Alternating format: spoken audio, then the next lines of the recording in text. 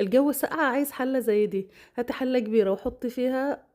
جزرتين كبار على حبايتين بطاطس وحبايتين من الطماطم، وكمان 5، 6 فصوص من التوم، حبايتين شطة حراقين، ويا سلام بقى لمّا تجيبي بصلتين كبار وتحطي عليهم رشة فلفل أسود، رشة كاري ورشة كزبرة ورشة كمون وشوية ملح، وتدعكي بإيدِك بقى دعكة قوية كده، تنزّلي العصارة بتاع البصل، وعلى طول هتاخدي البصل ده تحطيه فوق المكونات اللي في الحلة، ما تنسيش تحطي عليهم معلقتين كبار من السمنة، وتشوحي الخضار دي كلها مع بعضها بقى لحد لمّا ريحتها تظهر كده، ويعني شوحيها 10 دقايق.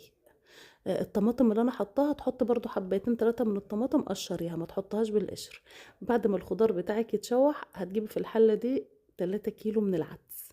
أيوه 3 كيلو من العدس. ادّي تقليبة بقى، إحنا عملنا ضاعفنا الكمية، عملنا 6 كيلو بس هاقول لِك 3 كيلو كفاية يعني.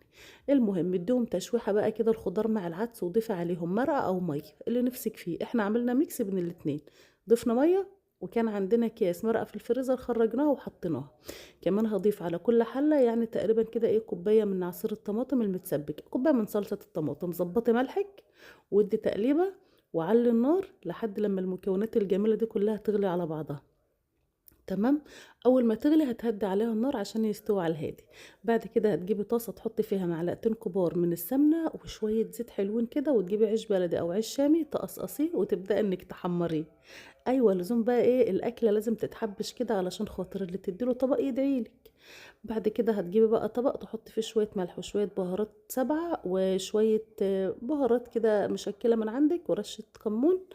وتملّحي العيش بقى بعد ما تطلّعيه من التحمير. تعالي بقى نبُص على العدس بعد ما استوى وبقى إيه خطير، هنا استوى والخضار كلّها استوت، تستني عليه يهدى شوية وتضربيه في الخلاط، ولو عندِك هاند بلندر على طول هتضربي بالهاند بلندر لحد لمّا ينعم معاكِ ويكون زي الفل. شوربة عدس بقى هتدفّي يعني هتدفّي مع العيش المحمّر، يا سلام لو عملتِ شوية فتّة بقى، استني في تركاية هتفرق جدًا في طعم الشوربة. أيوه ما إحنا لازم لمّا نوزّعها مش هيالّا شوربة عدس، ده إحنا لازم نروّق عليها. يا رب اللي تحط لايك للفيديو ده ربنا يسعد قلبِك وتفرحي فرحة كبيرة ملء السماوات والأرض، ويرزقنا وإياكم يا رب عن قريب زيارة الحبيب صلى الله عليه وسلم، صلّوا عليه. هتجيبي بقى طاسة وتحطي فيها معلقتين من السمنة وشوية زيت صغيرين، أنا حطيت لكل حلة كيس ونص من الشعرية، بدأت تاخد لون دهبي كده حطيت معلقة كبيرة من التوم، أول ما اتحمرت بقى كده طشيها على العدس على طول، أيوه لازم تسمعي الطشة دي، كان نفسي أسمعكم شهقة كده سمسمة عملتها بس معلش هتتخضوا خُفت عليكم. المهم سِبنا شوربة العدس هديت شوية وجهزنا العلب بالشكل ده كده، دعواتكم للي عاملة الإطعام النهارده علشان خاطر ربنا يا رب يحفظها ويبارك لها ويقضي حاجتها. يعني حبِّت تدفّي الناس بالليل، الشوربة دي اتوزّعت بالليل يا جماعة، أول مرّة نعملها يعني بصراحة، فربنا يا رب يتقبّل منها. بُصّوا بقى شكل الشوربة عملت إزاي، إحنا جهّزنا العلب وما شاء الله يعني اتوصّينا كده علشان خاطر اللي حابب يعمل فتّة بقى.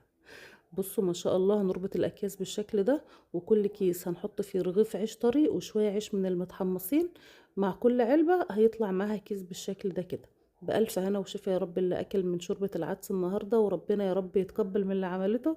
و ويالّا بقى اعملي أي حاجة بسيطة كده دفّي بيها الناس في السقعة ده في ناس كتير أوي شغلها في الشوارع بالليل في البرد والمستشفيات، ربنا يتقبل منا وإياكم صالح